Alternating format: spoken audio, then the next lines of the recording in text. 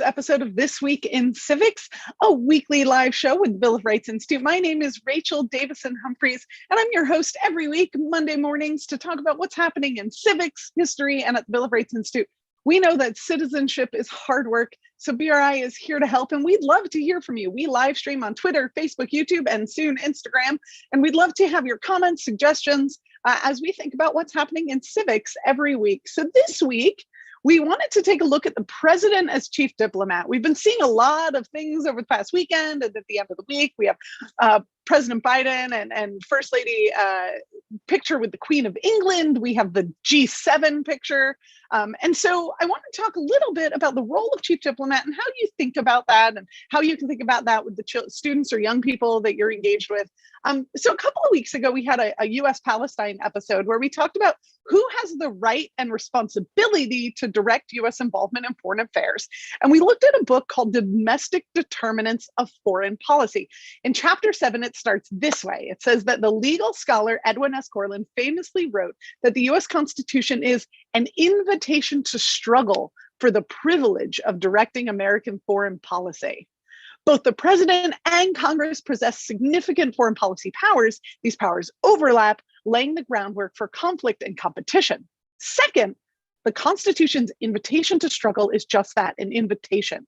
It by no means mandates that presidents and Congress will struggle to direct American foreign policy. Whether they do or not is a matter of politics and not law.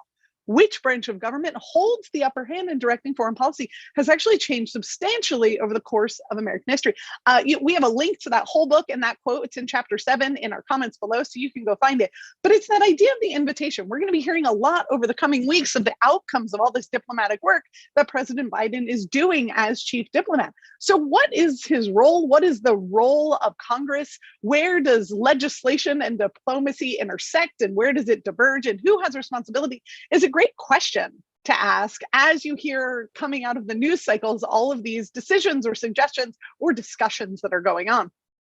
So this week, the G7 is meeting. I have a great explainer from the Council of Foreign Relations if you want to learn more about what the G7 is and how it operates. So they have this great description that explains that the G7 is an informal bloc of industrialized democracies, the US, Canada, France, Germany, Italy, Japan, and the United Kingdom, that meet annually to discuss issues such as global economic governance, international security, energy policy.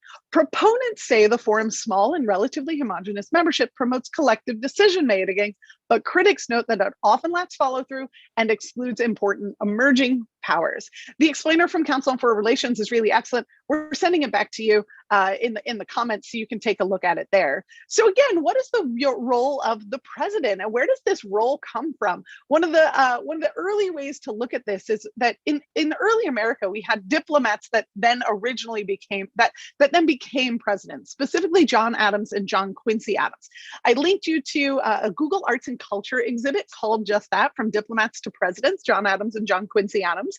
And it's an exhibit that chronicles the public career of John Adams, John Quincy Adams, father and son, as they progressed from American diplomats serving abroad to the position of the presidency. It looks at documents and images and primary source materials that span US history from the colonial to the antebellum period. One of my favorite John Adams quotes about diplomacy is this really beautiful, understated, kind of snarky, like John Adams quote where he says, "To be good and to do good is all we have to do." And I hold that quote kind of dear because it sounds so simple and yet is such a complicated task. And we have to hold our elected officials to that task, to be good and to do good. That's all we got to do, but that's a lot. So you can find a link to that as well. Also, as you're thinking about the president as chief diplomat, BRI is definitely here to help because we have an entire curriculum on presidents and the Constitution.